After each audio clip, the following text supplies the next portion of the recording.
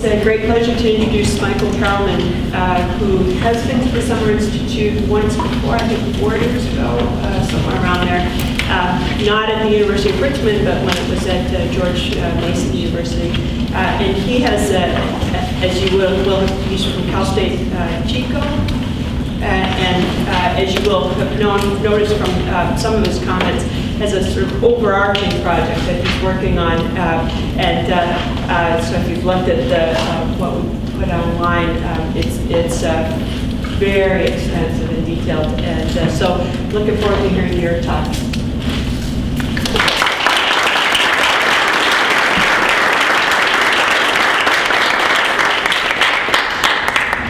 I'm going to follow that generous introduction with a strong complaint. I usually don't complain, but following David and Sandra's presentation is a bit unfair.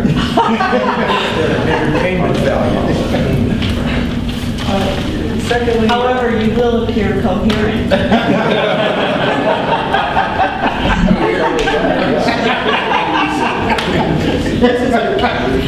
This is a book provisionally entitled Sex, Lies, and Economics. And it's something that I hope will find its place on your bookshelf somewhere between a copy of Schumpeter's History of Economic Analysis and your past issues of the National Enquirer. Hopefully it's closer to Schumpeter. It doesn't leave a lot of room. I'm going to read, not the whole 300 pages, but I'm going to read the first sentence, first paragraph of the introduction and the first sentence of the book to give you a flavor of my project. Besides describing some of the brilliant accomplishments of the colorful founders of economics, this book will also discuss their dark side, including a few murders, over and above crimes more commonly associated with economists. So it does follow David. An escape from prison, soldiers dismissing Parliament, and a fake death allowed the first 3 of these founders to leave the country, avoiding punishment for their crime. Then the first chapter begins with this sentence. Before discussing the work and life of William Petty, it might be of interest to note that he has the unique distinction of being the only economist in history credited with having brought a person back from the dead. I haven't checked, there may be some more recent ones, but these people live extraordinary lives. Now, the book operates on 3 tracks. The one, the National Enquirer track. They're all crooks. The one exception, okay, there are 5 economists in one country. The country's Holland. Holland is like Japan was in the 70s in the United States.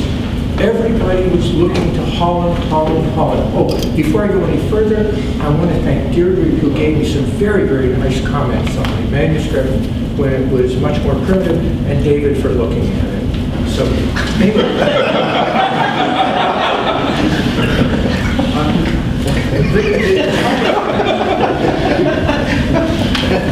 Holland is a very, very interesting country because it was performing so well, and the measurement of how well an economy goes is the number of economists that they have. And I couldn't find any real Dutch economists except for a few people who left the country and they could tell other people what Holland was about. The 5 people are William Petty, as you might imagine, John Law, Richard Cantwell, Charles Davenport,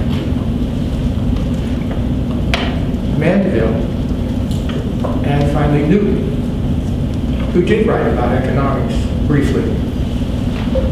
And the next 2 tracks are what they offered to economics. And the third would be how they set the limiters for future economists.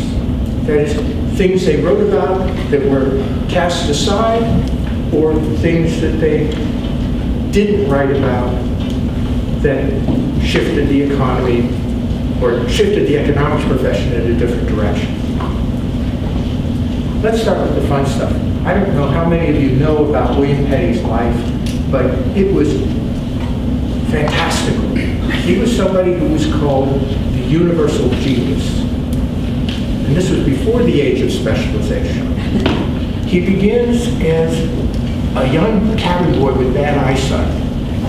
And he breaks his leg and is deposited in France.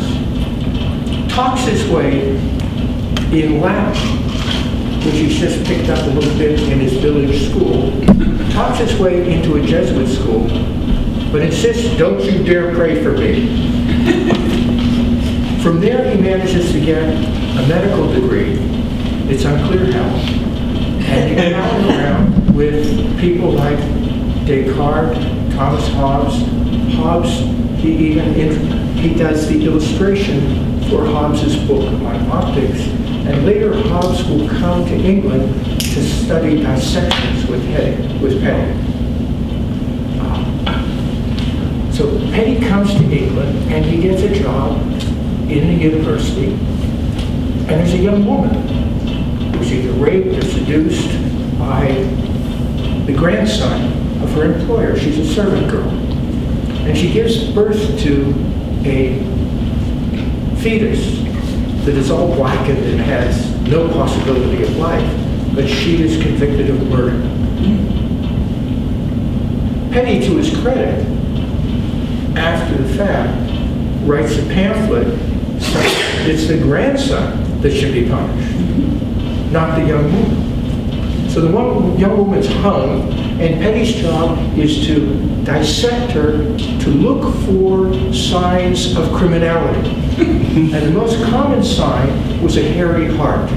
I don't know if they ever found anyone with a hairy heart, but in any case, he's getting ready to dissect her, sees some quivers.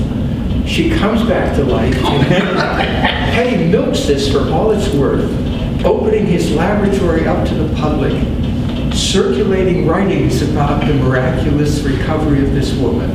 And now Petty is famous and gets several university positions. He doesn't stay very long, and he gets the job as the doctor for the troops in Ireland. He has a very extensive practice for all the generals and aristocrats in Ireland. Plus he's getting paid for his position. But he talks his way into getting control of the survey. The survey is very important because England doesn't have any money to pay for this war. So what he does is he pushes aside the man who's doing the survey, a man who was a friend of his, and a man who was also a founding member of the Royal Society, pushes him aside, said his work is no good, and then he creates this incredible survey, which is unmatched until maybe the 19th or 20th century. To do the survey, he has no surveyors. He has to train troops to do the surveys, and he has to train the troops. He talks about rough people who have to be able to march through bogs and fight off the Irish, who were not particularly enthusiastic about having their land stolen. So he does this, and part of the deal is we're going to give you lots of money, so much per acre. Now, in one part, the survey is inaccurate because he gets paid more if he surveys economically viable land than other land. So there's a little bias in there about how much land is viable. But he is not supposed to come up with any land. He comes up with a couple 100,000 acres.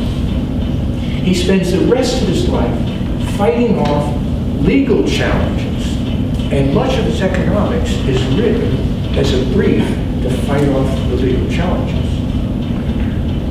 But he's not just doing economics. When he dies, he leaves 42 chests of his writing. How does he write so much? in one of these chests, there was a little note. He said, "It is my practice to go to bed at night. I mean, to take my dinner at night in my room with two men." Oh, Anthony Weiner, no. So one man lay down in bed and go to sleep, and the other man take dictation. When this guy's worn out, the other guy wakes up and takes dictation. I don't know, he doesn't say whether there's multiple cycles or not, but he is incredible with what he's doing. But even more important, he's very influenced by a man named Hartlib. And Hartlib is very influenced by Francis Bacon, but also by a believer in magic named John Dee, who is also the inspiration for Queen Elizabeth's Navy. So he picks this stuff up, and his idea is, when he's 20 years old, he writes this essay for Hartlib, and it's an expression of how you would organize a good society. And he's the first person to talk about public health. He's talking about educating children. He says that everybody should be educated. None of this Latin and Greek. Teach them about trades, because the workshops were the laboratories of science. There were no laboratories to speak of. So you would go where the blacksmith is working and see what's happening with metal, and you go in this one and see what's happening. Incredible way. Now he keeps getting in trouble, and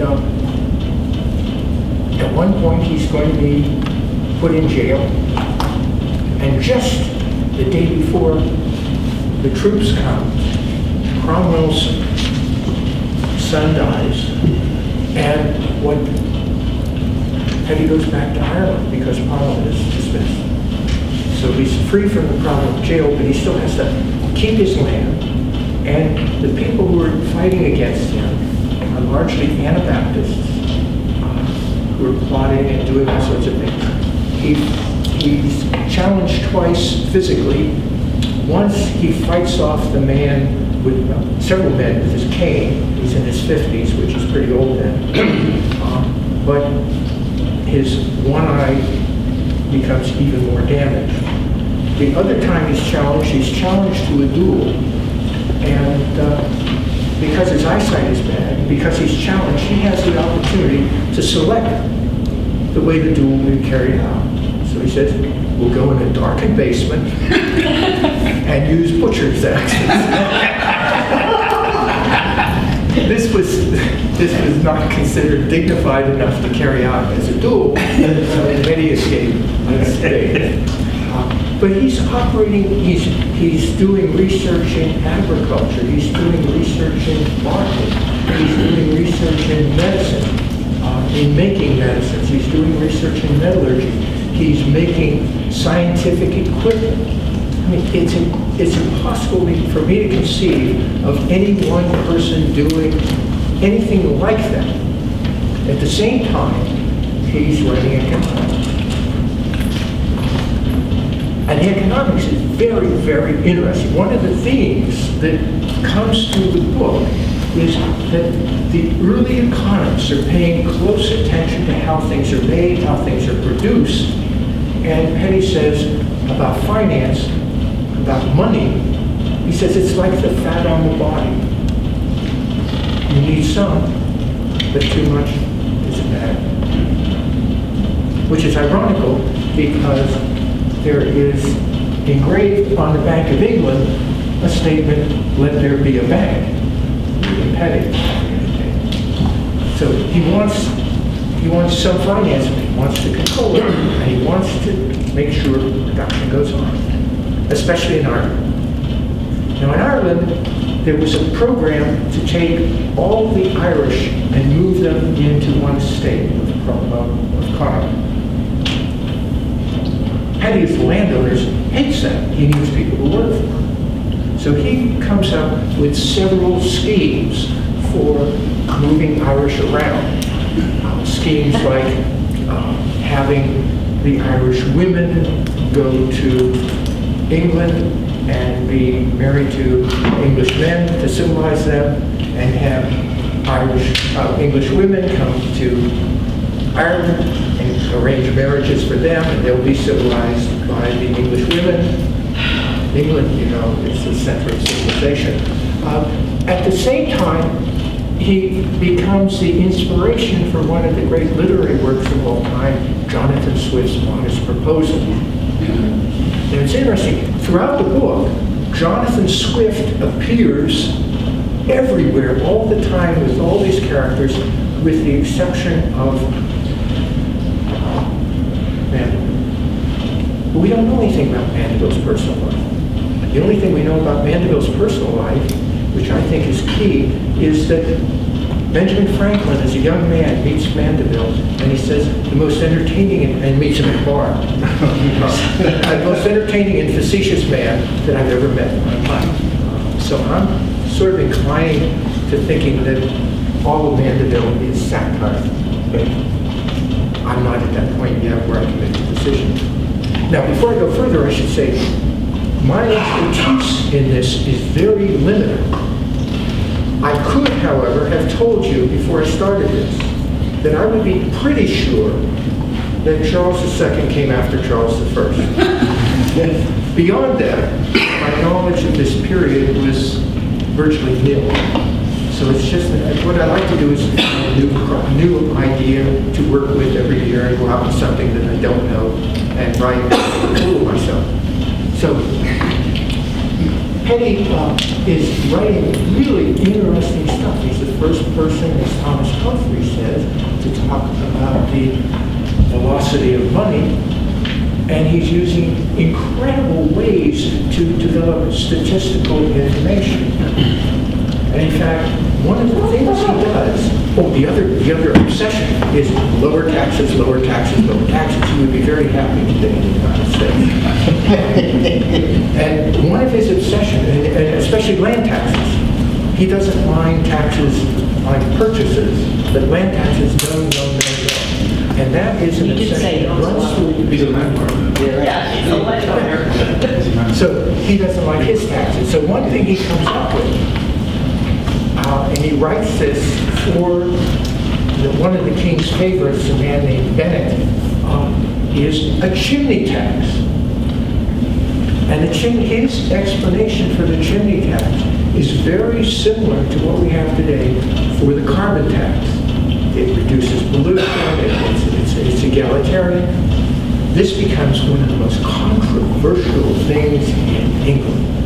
There were riots about the chimney tax. The brewers were up in arms. The people who worked with metal were up in arms. The public was up in arms because the cost of beer was higher. So that it was later eliminated. Davenant will be one of the people who will be working to enforce the chimney tax. So we had another thing interesting about Petty that's to me interesting is that from the time that he's a young man starting to write till near the end of his career is a break in the Little Ice Age. It's a period of warning. And David Fisher makes the case that this is a period where all sorts of ideas and opportunities become important. So, for example, William Harvey, who had written about blood, becomes unknown until this point, and he's very bitter in his old age that people thought I was just crazy, and now it's all the rage. Francis Bacon becomes popular again. Now, this becomes important because the economists, many female doctors, two in this case, Mandeville and Petty, take the biological metaphor to describe economics. And this becomes true until you start to, in the post-Newton age, where people are moving toward mechanical, physical analogies. Davenant, in fact, was going both ways. He has a little physical stuff and also the biological, but more the physical when he's talking about this analogy. So that's the story of Petty. It's a long story in the manuscript, but those are the high points, to my mind.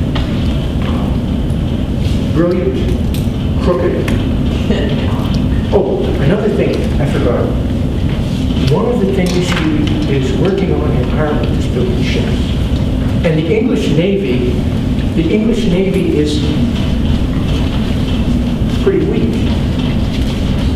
And when Charles II becomes king, one of his close cohorts organizes the Royal Society. And everybody in the Royal Society has some expertise in naval matters. And when Petty first meets the king, he starts apologizing for his close association with Cromwell. The king cuts him off and says, Dr. Petty, when will you start building ships again? However, when he builds his ships, several things bad happen to Petty. One, he builds a ship that races the king's favorite ship and beats her. Not a smart thing to do. We know that that nobody would dare beat the king in tennis. So you don't want to beat the king in something that important. But he beats the king. Second, the Navy is furious about one of his plans because he has a ship. Incidentally, this is what the Navy's working on today, a littoral ship, a ship that can come close to the coastline. And what they're saying is, no, that will give great advantage to the Dutch, not to us. Keep that top secret. So we never know exactly what that plan was, but we do know that people were talking about how dangerous it was, and it's in diaries like Peter's diary. Now the next is John Law.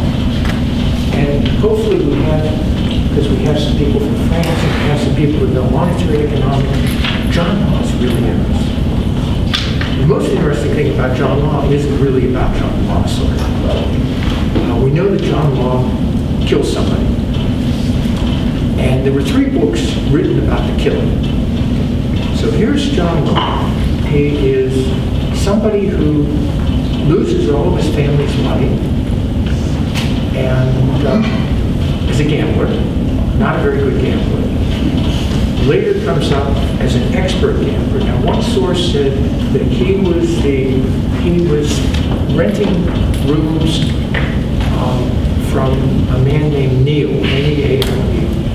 Neil was the guy who ran the Mint before Newton. And he was a corrupt guy. He was in charge of all the production, sale of cards and things like that. He was a groom something of the king. And he was a gambler. And he was the one who set up the first lotteries in England.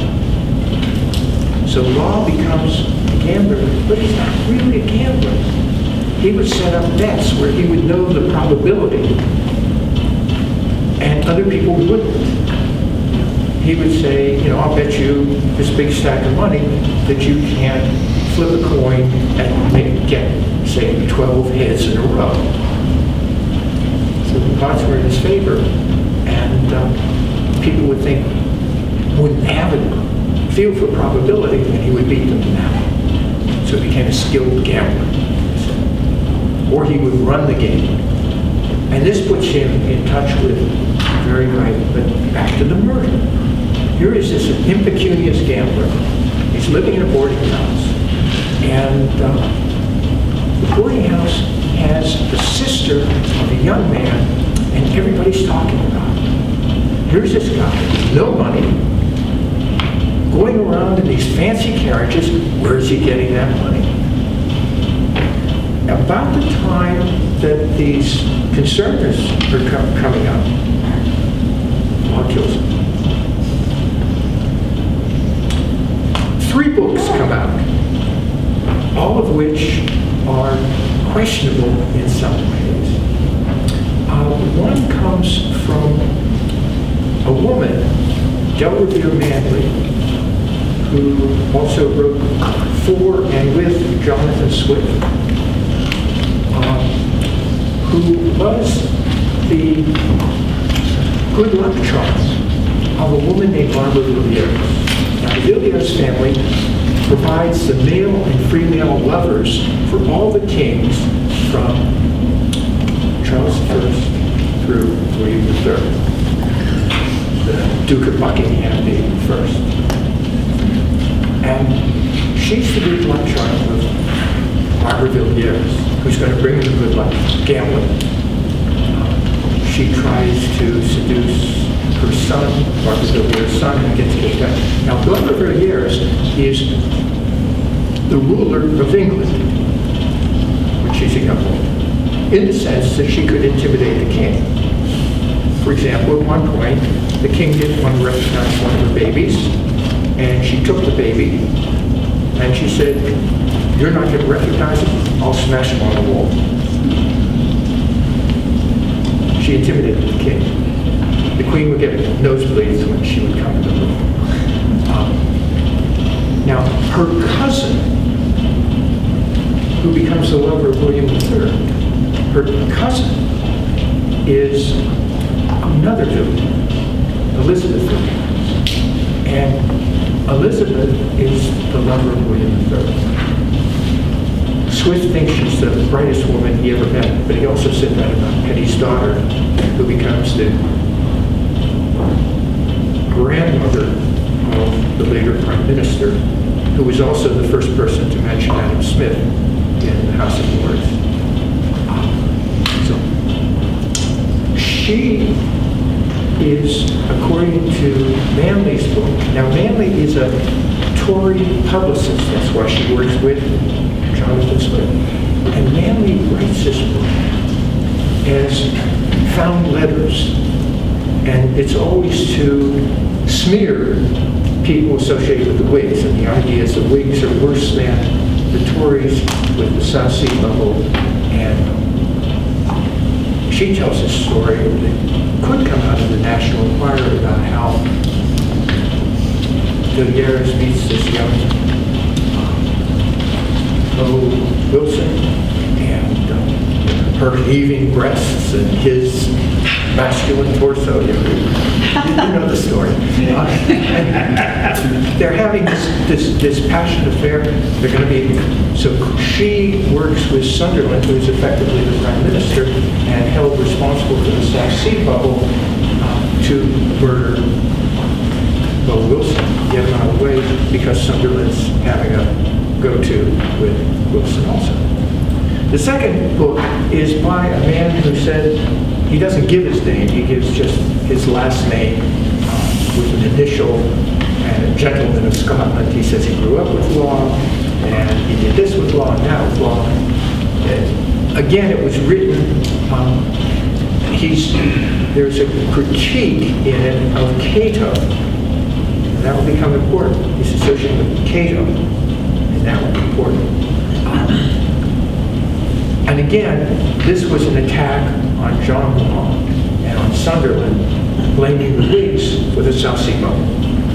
The third book is most interesting. Sunderland dies. As soon as he dies, Walpole takes over all his papers, goes into his house and takes his papers. It's never been done before.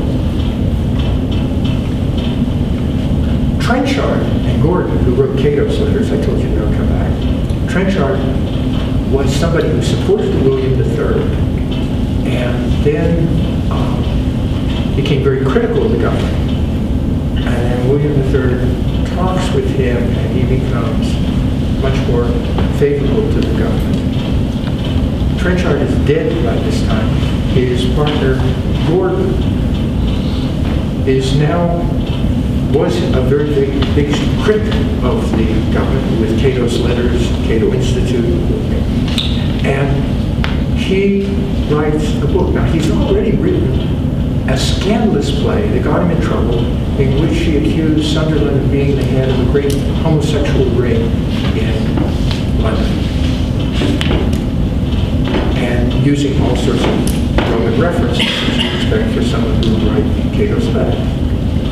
And this one claims, again, to be personal letters of Sunderland, again with the passionate homosexual exchanges and involving cooperation between Villiers and Sunderland.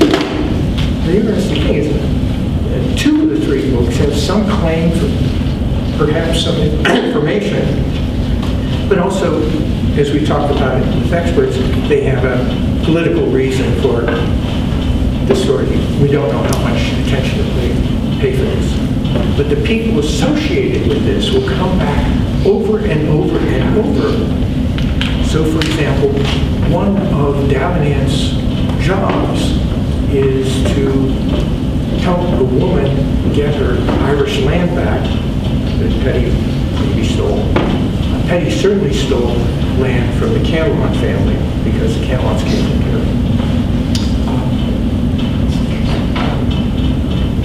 Anyway, the story gets more and more involved and more fun, getting into all these national environments.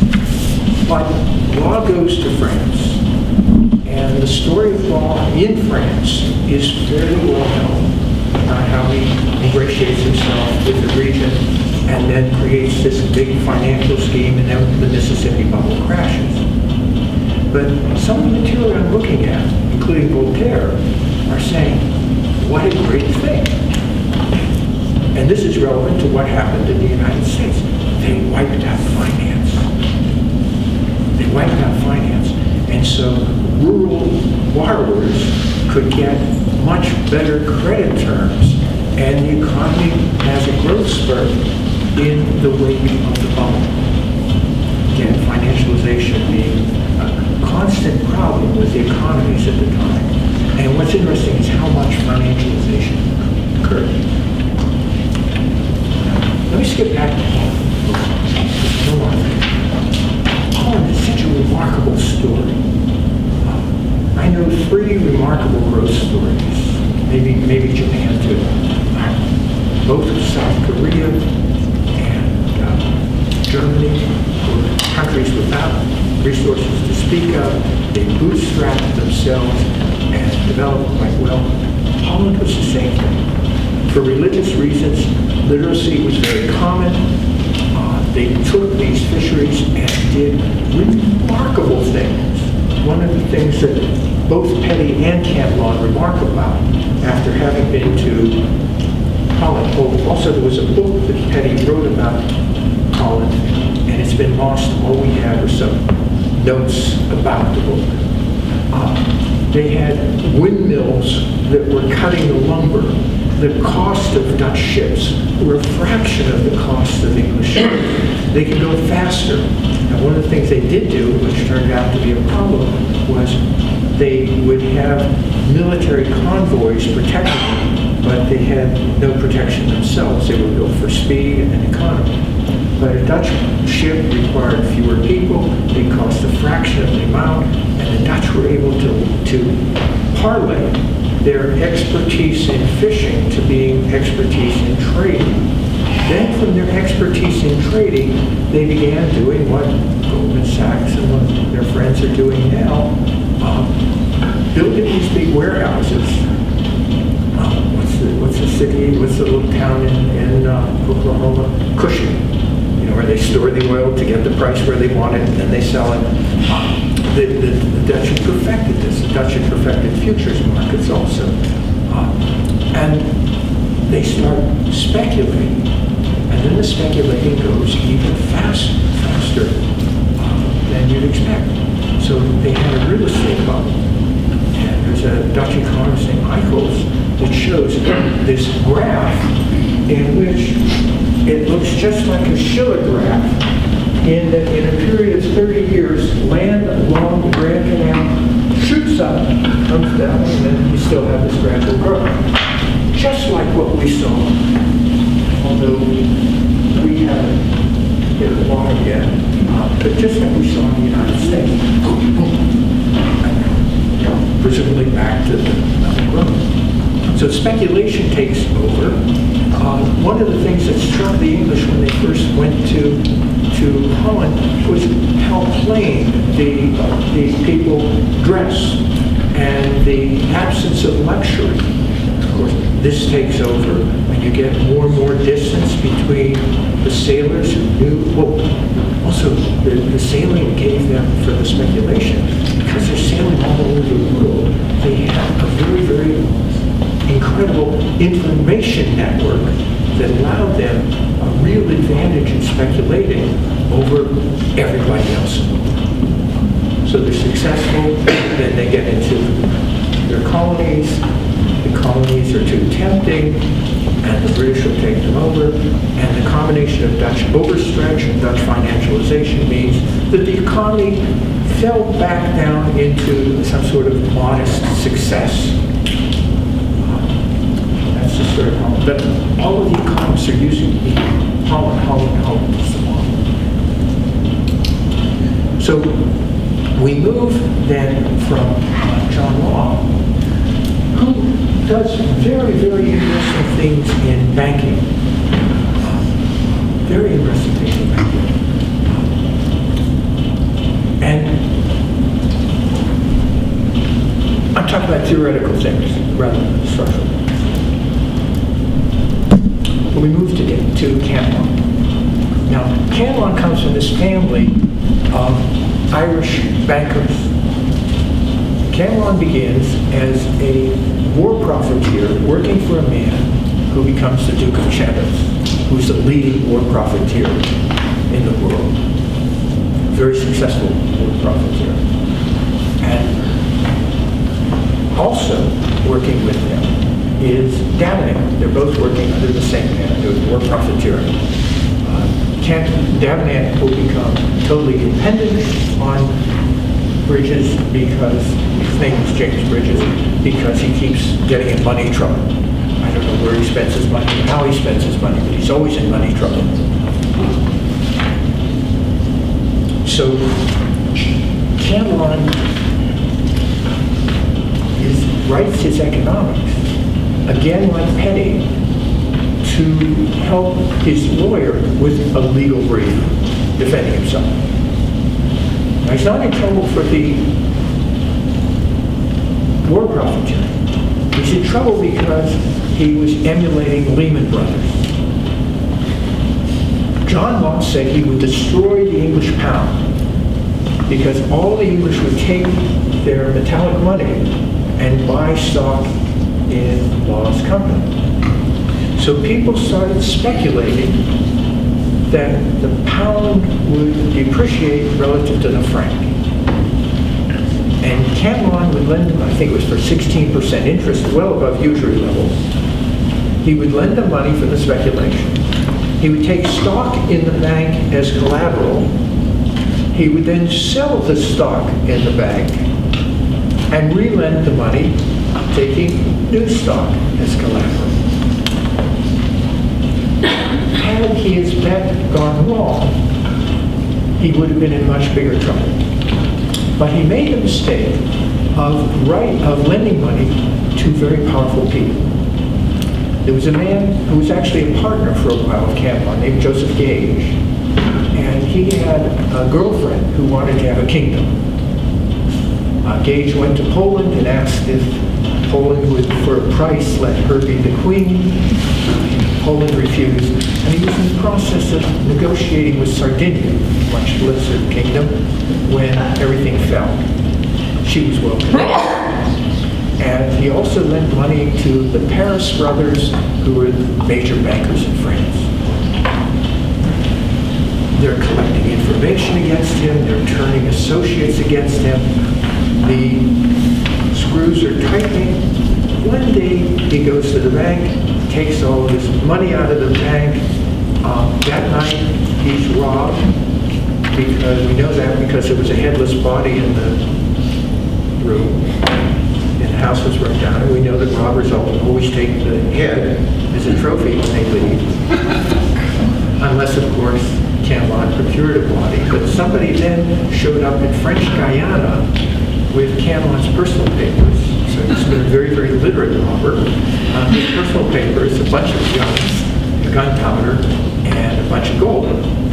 Very good robber. And is never heard of again. So From Canlon, we go to Davenant. Davenant is very interesting. I haven't read much about that. There was a PhD thesis named from Waddell, which is in microfilm, and I would dread having to read a PhD thesis in microfilm, but his papers that he published on that were very, very interesting. Davenant is widely assumed to be can you be an illegitimate grandson? It's his son of an illegitimate son of Shakespeare. This was widely believed at the time. The father, or the husband of the mother of the Davenant brothers, is a young woman married to an old man with whom they never had any children. Suddenly she gives birth to two in quick succession.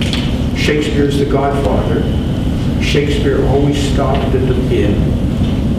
The one brother who is a clergyman, maybe that makes it more reputable, talks about how Shakespeare would hug and kiss them. And a recent biography of Shakespeare that I read tries to make the case that many of the plot lines relate to various incidents in the Shakespeare-Davenant situation. The father becomes a favorite of Charles II and poet laureate.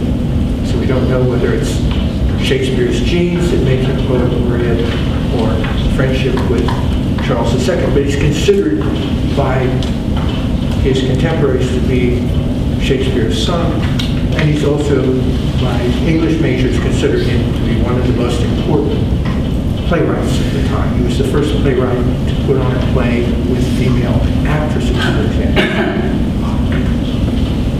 He also, like his son, kept getting in trouble. So Davenant keeps getting himself in money trouble, and does all sorts of weird things to make money. So late in life, Parliament's investigating because he takes £1,000 to defend the claim of a woman who was accused of treason. She left Ireland when she was 3 years old. I don't know how much treason she would have done in her 3 years. But they said she did something outside of Ireland when she was in France. More likely, her crime was to have valuable land. So Davenant writes something in support of her. Davenant also changes what he writes all the time, depending upon what job he wants or which party's in power. And gets in trouble. He even attacks Chandos in one of his books, although we'll become dependent on Chandos later. Jonathan Swift gets angry because people think the stuff that Davenant wrote was written by Jonathan Swift. Davenant is taking money from the French. He's about to get a job with the East India Company. Luttrell in his diary talks about today Davenant got £1,000 that he's going to go and give to the great mogul because there's a fight between two branches of the East India Company. Wants to bribe him. The most interesting crime that Davenant got involved in was there was a man named Mordaunt, Roland Mordaunt, Peterborough, and he also becomes, I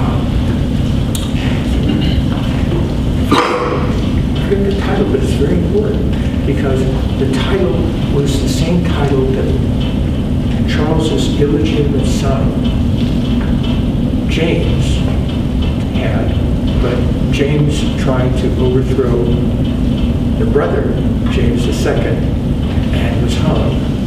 But Davenant also owes money to that guy too, because he was Chancellor of Cambridge University before he was hung. Oh, and the hangman who botched the first hanging also appears throughout the book. So for example, I'm sorry, this isn't more organized, but his name is John Ketch. And people who read Cato's letters, there's a letter from John Ketch demanding the necks of the bankers, written in Cato's letters. So Ketch appears several times, and no doubt Ketch took care of the 4 counterfeiters who were arrested, who were tried alongside John Law. So Ketch was very famous, but judging from his treatment of Anne Green, the young woman that we spoke of at first, he may not have been the most efficient hangman. So again, we need more expertise. Anyway, this guy, Mordaunt, who is a great war hero, foolhardy, Jonathan Swift says he's the ramblingest, lyingest hangdog in the world, but I love him. He's a good character. He's a character all the time. A man named Fenwick is arrested for plotting to kill the king. At this point, James II. And I'm sorry, William III. He's plotting to kill the king. And Mordaunt goes to him and says, look, I can save you from the execution, but I want you to make sure that those 2 guys are part of your plot. People had nothing to do with it. And then, after he's hung, he gets Davenant to write a book as a secret agent explaining how you guys were part of the plot and this is what really happened. This is answered by a man who was a real secret agent named Mackey, who is well known as a secret agent.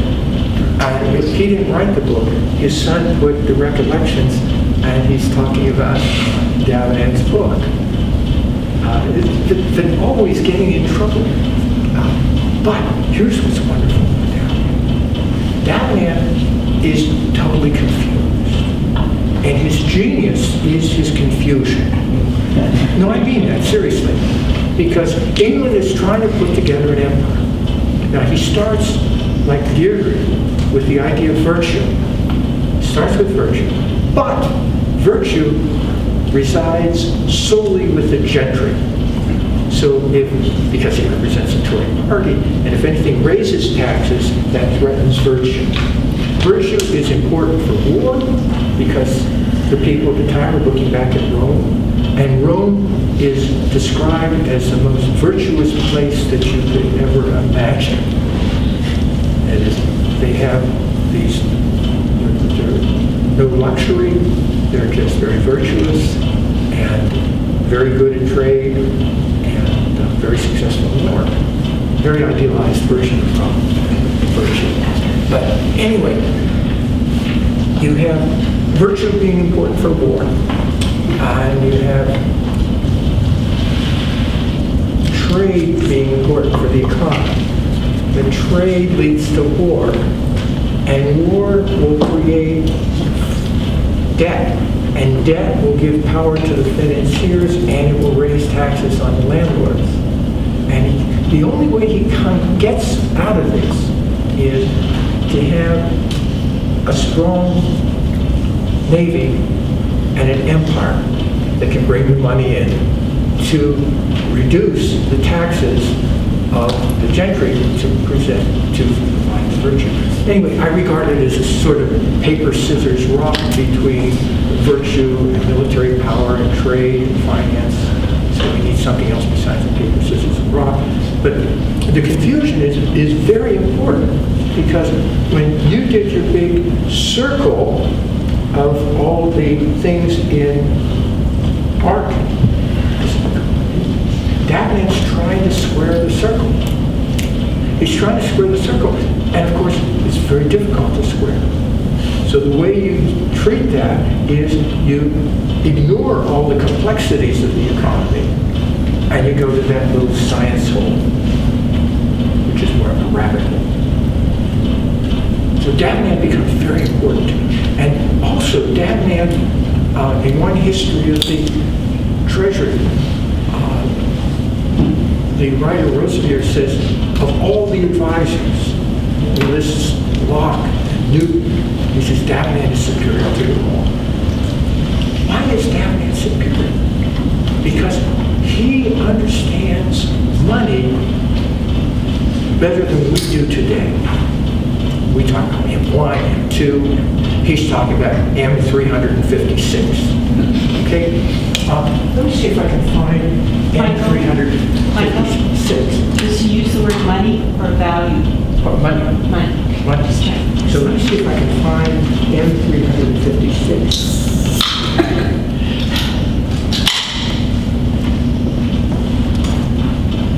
This is at the time of the recoinage. Yeah. And law are saying you've got to create this new money, same amount of metal, and Gavman's saying you're in the midst of a war. This isn't the time to do something so deflationary. And then he says, paper credit did not only supply the place of running cash, but greatly multiplied the kingdom's stock. Fortalities, representations of government debt, and bank bills did to many uses serve as well, and better than gold and silver. And this artificial wealth, which necessity had introduced, did make us feel less the want of real treasure. The war and our losses of sea had drawn out of the nation. He says pay for credit. Yeah. And it has another one about credit. Of all things that have existence in the minds of men, nothing is more fantastical and nice than credit. It is never to be forced. It hangs upon opinion. It depends upon our passions of hope and fear. It comes many times unsought for, often goes away without reason. When once lost, it is hard to be quite recovered. It very much resembles, and in many instances is near akin to that of fame and reputation which men obtain by wisdom in governing state affairs, or by valor and conduct in the field. No trading ever did subsist and carry on business by real stock, that trust and confidence. And he goes on with this about the role of credit and how important it is. And here too, what Gavman did has been ignored. We look at just these easily measurable stocks of money, and it's as ridiculous to think that everything depends upon the numerical M1 or M2 or M3, or as it would be to measure the financial status of our country by looking at the total number of swaps, if we could measure it. It's impossible. It's something so that scientific whole takes our eye off the ball and helps us to avoid looking at things that really need to. It's a guarantee of error.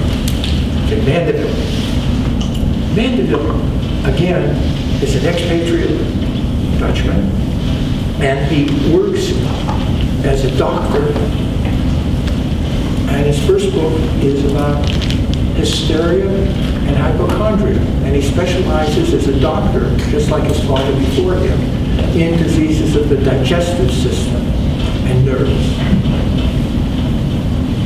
Anticipating Freud, where Freud starts. It's very brutal. He has one page where section where he talks about how the merchant knows how unseen he can slip into the mind of the customer and know how to compliment them and how to do this. And it just absolutely could have been a great advertising executive. Very brilliant in psychology. The question is, what the hell is he doing? And you have a lot of high scholars. Oh, I should say, I meant to say in the introduction how happy I am to speak to so many ex-socialists. Hope that some of you might come home someday.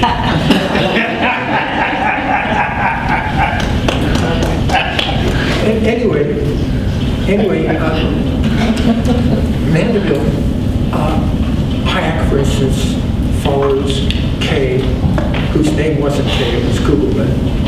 The guy who did the big anthology, his name is Kugelman. And I just spent a few hours with the man who discovered Kugelman in New York a few days ago.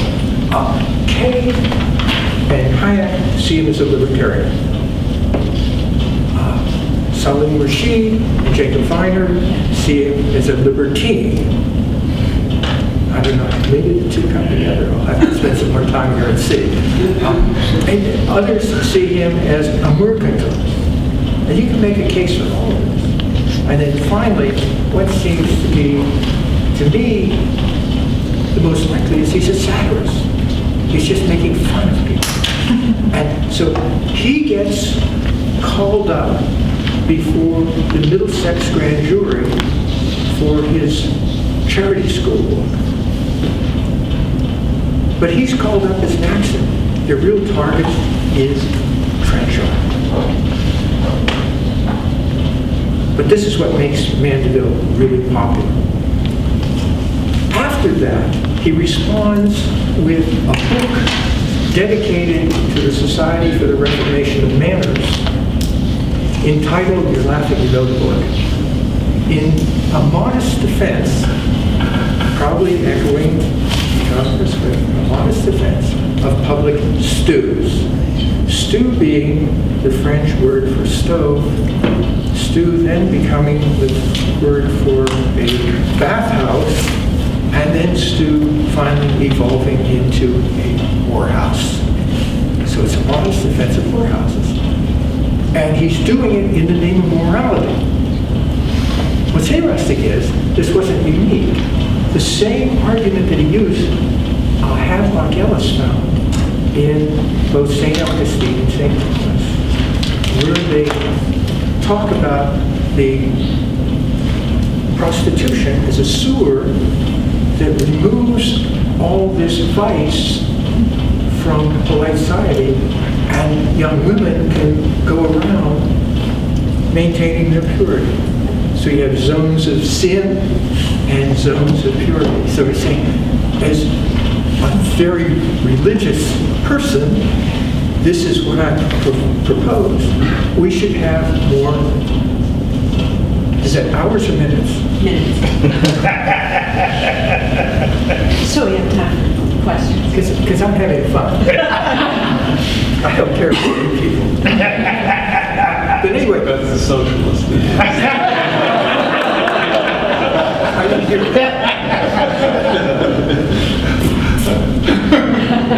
But anyway, Mandeville becomes very important because I look at him as the father of behavioral economics. That is, what he does is forgotten, but if you look at what he's doing, he's talking about all of these complex motives that make people work. It's not like we all have this utility equation. What was Devin's statement about the lightning quick hedonistic calculator? You know, we don't have that. We do really stupid things sometimes for often ridiculous reasons. And he understands that, he pushes that. And again, that's part of David's big sermon that's missing. And it's what we need, my impression, a much more holistic view of the economy. And this is what I get from these people. They're all interesting, they're all fantastic. I didn't go much into do. I probably won't go into what a horrible person he must have been. Just absolutely vicious. Vicious toward Leibniz and using all the power of the Royal Society to make him sound foolish. Vicious toward Flamsteed, the astronomer royal, who was absolutely essential for Newton to do what he did, and Newton just treated him like a servant. He was just a really vicious person. And a new book came out, which is very entertaining about Newton. Have any of you read it about Newton and the counterfeit? That is just a hoot to read. But the interesting thing about that book is the counterfeiter comes across as being probably smarter than Newton. He could talk his way into the mint, telling them how they could defeat counterfeiting, and then use that to get more information to do that counterfeit. So that's what I've been playing with. Now, here's where you people come in. You have the manuscript. I don't know about this. I'm just playing around, having fun. You people have expertise. People from Holland, people from France, people from England, and I'm just hoping that some of you will be bored enough with your life to take on something more boring, reading another economics manuscript, and give me more feedback. criticism, even harsh criticism, is very useful. So I await David's comments.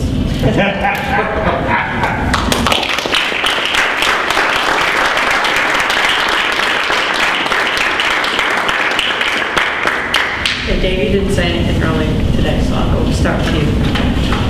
Put your hands up. No, Dave. Okay.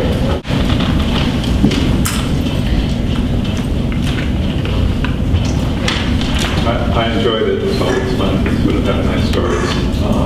You know, I assume you know Antoine Murphy's book, Genesis and Macroeconomics, who does sort of looking at 8 economists. You know, so then many of the stories that you told really come from his work, or at least that's where I read it. He does petty law and Cantillon. I mention it simply because, you know, sort of his discussion of Cantillon conveys a different sense than I think you conveyed here, and I would suggest that you take a look at it. Again, Cantillon was extraordinarily bright. You know, he tells many of the same stories, but it was the relationship between Cantillon and law, you know, sort of that they both were there, where law would lose. Well, again, on law, he also tells a somewhat different story. Right? Law came in, and the reason for the increasing of the money is because the French government had a real problem. Its debt was too high. And he figured out a way, here's how to do it. So in some ways, you know, so if he fully understood what he was doing, he was trying to relieve the French debt, and this was a way to do it. And politically, it worked for a while, but not too far. So that was a little bit different. And Cantillon, you know, so really was, along with law, working with him, but then, you know, sort of shorted the situation earlier and sort of recognized that it would fall apart. So Cantillon comes as an extraordinarily bright individual, you know, sort of they're a little bit different than I think he presented. So those were the 2 differences. But I think very much the whole project read almost the same as, you know, in some ways, you know, Murphy's project, and I'd be sure to cite, you know, that and give it prominence.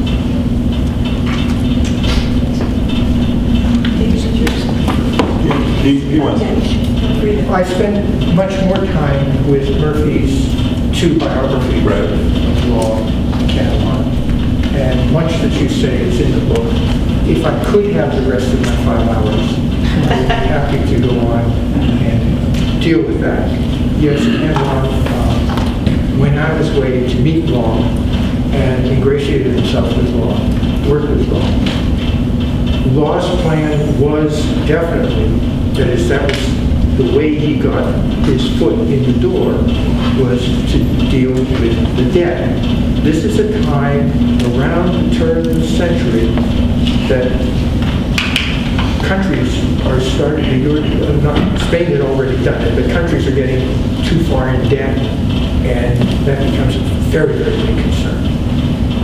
Now Spain did it just by screw you, and go on with it, just ignoring their debts.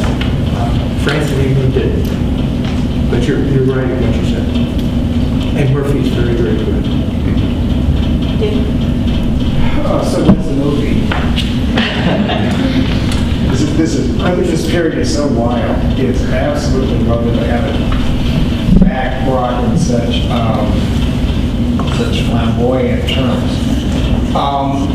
I'm glad you mentioned the fascinating book on Newton and counterfeiter, because in the book is, I think, a deadly serious problem, and this is how did Britain go to a gold standard but evolve to a silver standard? So how do you go from because in the sort of the evolution of money stories, the sort of gold, silver, whatever, there's no distinction, and I can't remember the author's name, but he's, I think, the first person to look at this problem after the Newtonist alchemist stuff which Keynes started, has been absorbed in the literature, now taken seriously, and the trick is that alchemy, in the alchemical worldview, gold has a different status than silver.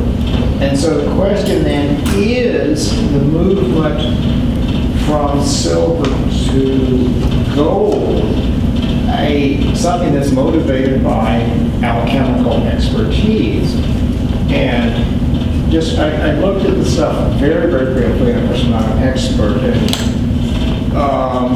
the Newton money stuff in the published record is a mess. And the only person I know who's capable of working on a manuscript level is Eric Schlieser, and he's afraid of this problem. It's a very, very difficult problem at a manageable level. I think that is a problem that is in this period, and I think it's terribly important. Is gold evolutionary money, or is it money cooked up by experts?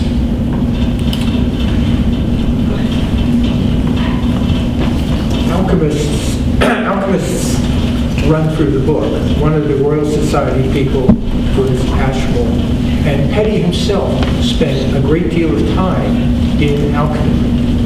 That was one of his interests. So not just Newton, but it's there. And I think you're right about the lure of gold. I don't know where that comes in the policy. And finally, when the movie comes out, you'll be cast as Manville. Thank you. What a tribute. I really enjoyed this talk, but I want to ask you why you didn't include in your cast of characters there to cover Sir James Stewart. He had much in common with John Law, ideas on money and credit and commercial paper and all that. And also he wrote before Smith, first real treatise on the whole economy, which he intended it to be kind of a manual for enlightened statesmanship. And and he was also banished from Scotland for backing the wrong side. And but I'm guessing the only reason you excluded him was that he was duller than the other guy. No, you were right until the last part. I already did Stewart. Oh, you did? I already did Stewart in a book called The Invention of Capitalism, in which I talk about Stewart as in a much more favorable light than Adam Smith. Stewart was dismissed because he was too blunt. For example, he made comparisons between labor markets and slavery as being identical. The reviews of his book were mostly to the effect of, boy, he's really bright, but we don't like the book. Finally, when Stewart was older, he said something to the effect of, if I were to do my book again, it would be a biography of my dear departed dog. It would be twice as long and many times more well read. But no, I think Stewart is absolutely interesting, and I already did Stewart. Okay. And I try and go off and do my apologies. No, it's not Smith gave him the ultimate put down, though, didn't he? Adam Smith. Well, Smith said, in applying for a job with the East India Company, which he trashed, he writes to the East India Company, he says, I pride myself in having answered all of Stewart's mistakes without ever once mentioning his name. That's right. Everybody from Karl Marx to Hayek praises Smith, and little old me sits alone questioning the guy who I don't think very highly. You have company. Silly. Yes. You should pay for that. That's famous. Yeah. That's not a big quantity. No, it's not. I'm Brandon Minster. I just have a quick question for you. Would you say that modern economists have become more reputable or just more discreet?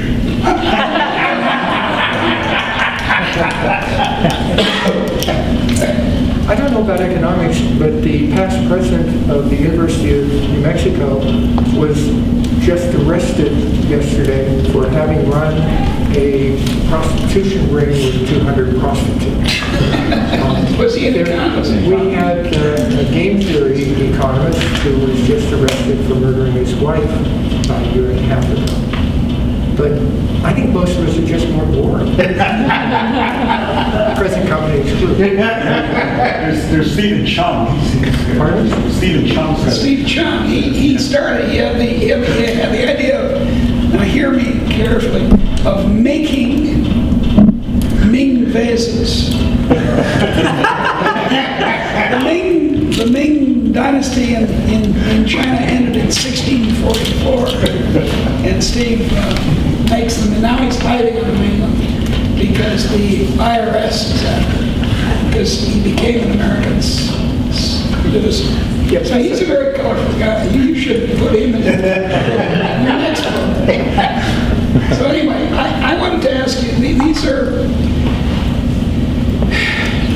as you say, this is an interesting period. It's around 1700. And on the model of Holland, as you observe, lots of countries, England, Scotland, which is still until 1778, a separate country, France, and the Scandinavian countries too, are thinking, how do we do this Dutch trick? They're all obsessed with it. And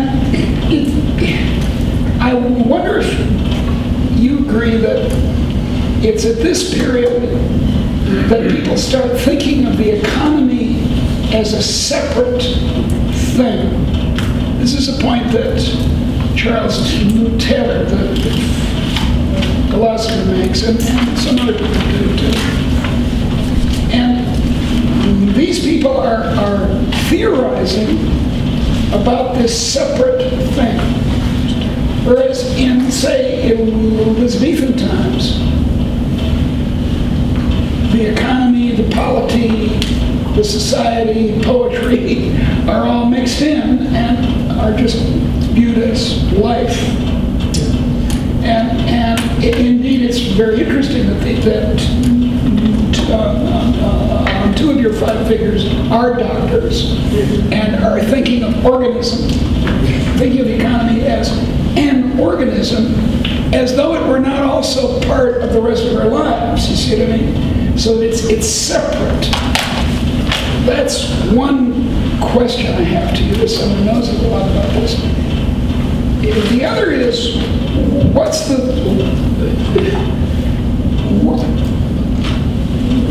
I want to know about this. I want to ask the Marxist question to these people.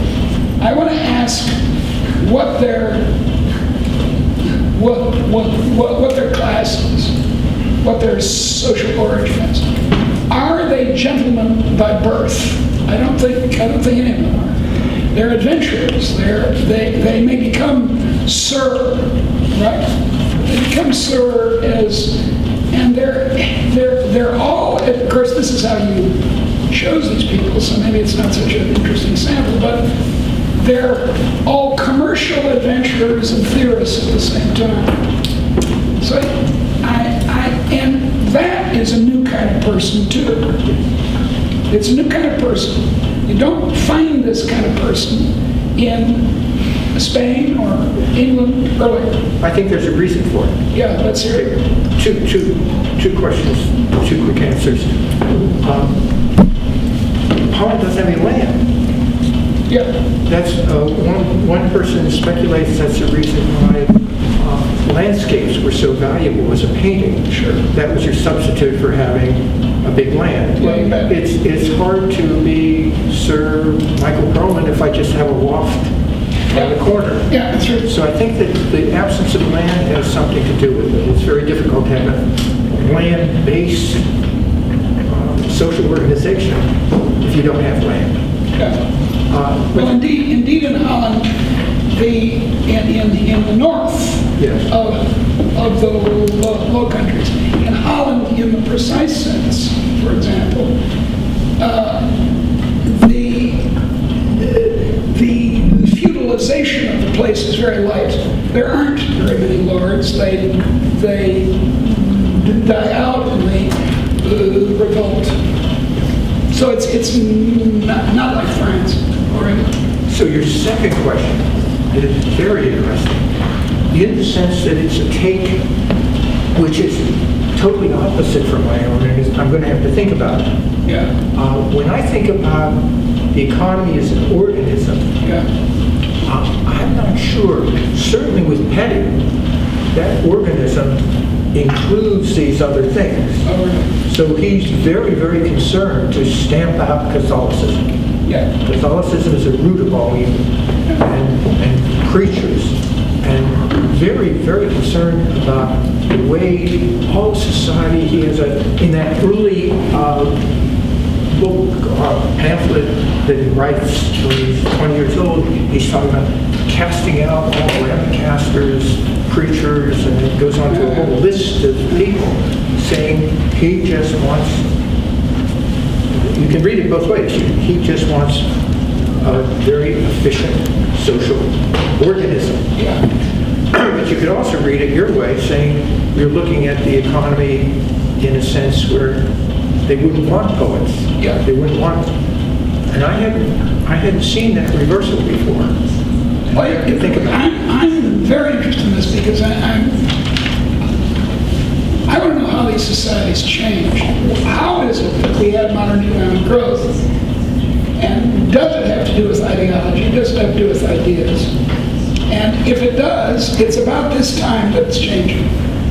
That's why I'm so interested in it. What I see in Holland was they had this, Holland first and then the rest. yeah, they had this little industry, which is fishing. Yeah, right. And they were really good at it. And they did very well. And they had no real, by not having other opportunities, they developed an expertise. Yeah. And that expertise allowed them to do something else and something else. Excellent.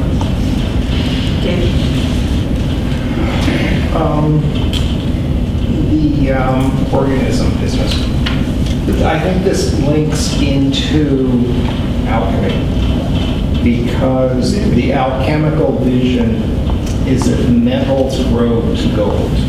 Yeah. So what the alchemist does is speed the growth of metal, and so that we've got the alchemical vision of organism is far more expansive than us, and it's only recently, and actually sort of started with Keynes, that the alchemical vision is starting to become part of the scholarly scholarly worldview. So long it was just dismissed as goofy. Yeah. After Keynes, it wasn't. Yeah. Yeah, that's true. Well, this is very interesting. I really appreciate these comments.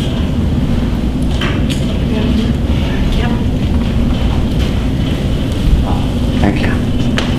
That was great. Thank you. I thought the reason that Holland became economically successful is because England and France were fighting each other. Russia had, endless serfdom, and under mercantilism, if you exported gold, they would kill you. And Holland was the only place that you could export gold from and not have it be a capital offense, and therefore, of course, they attracted all the gold then. So half the gold that was imported from the Spanish colonies ended up in Holland, and that's why they developed their financial sector first. And also the Freedom of the Seas, written by, I don't know how to pronounce his name, Grotius or Grotius, Mayor Lieberman. Yeah, was said we can trade with whomever we want. You can fight each other, but we'll trade with whomever we want. Yeah, thank you.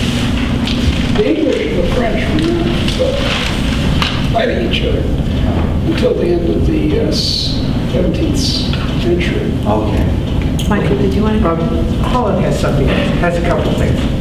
One, the fisheries depended upon, again, climate change, which moved the fish closer to Holland. Move the herring closer. Once they had that going, they were strategically located. The Baltic area was a source of raw materials for much of Europe, especially lumber, which meant that Holland was strategically located. It wasn't an island, but it had the same sort of advantages that other island entrepôts, such as, say, Hong Kong or Singapore had. And like those countries, it was relatively homogeneous, except for the mix of religions. But the mix of religions wasn't as bad because there was a toleration of religion. That's something that most people talked about. And it was a way that they were saying England could import people who would come here if we wouldn't stop all this religious bickering. But it's a very interesting, and I'm hoping that you people who come from the North Country will be able to help me correct me like you did with the organism. Appreciate that. There's alchemy in another sense. Law thought that you could create money, turn land into a paper money by backing paper money with the nominal value of land. That's kind of an alchemy. It was fallacious the way he stated it, but that idea. Some people might call that a Ponzi scheme. Ponzi scheme. I also wonder, in your researches, if you found anything more about this stupendous missing volume of Cantillon's, the empirical one, when you would gather data to support and illustrate the theoretical volume that survived. Find out anything more about that. We don't know that much about what he wrote. Well, incidentally, Law was referred to at the time as an alchemist. Right. Yeah. And we don't know that much about Cantillon's writings. The only reason we have it is Mirabeau had a copy. He was going to publish it as his own work. And then he heard that somebody else, and it's probably Cantillon's brother-in-law, had a copy. So then he published it as Cantillon's work. And we have that. There was an English version, supposedly, and we have not found that. Let alone with all the data. But we know about the English version from the Postlewhite publishes a lot of it. And what they're saying is that kind of language wouldn't have come from Cantillon writing in English. It would have come from somebody translating from French. So there's more than the data that's missing. And then the other question is, like Petty, how did he have time to do it? He was a tremendous partier. Well, you know that quote, somebody says that he would get out of his carriage and go and taste the dirt, and he was so interested in talking about empirical data. And unfortunately, the quotation comes from Mirabeau. Oh, okay. And that contaminates its veracity immediately. I mean, Mirabeau's a funny guy, wild, weird guy. The whole family is funny, weird. Let's thank Michael for a great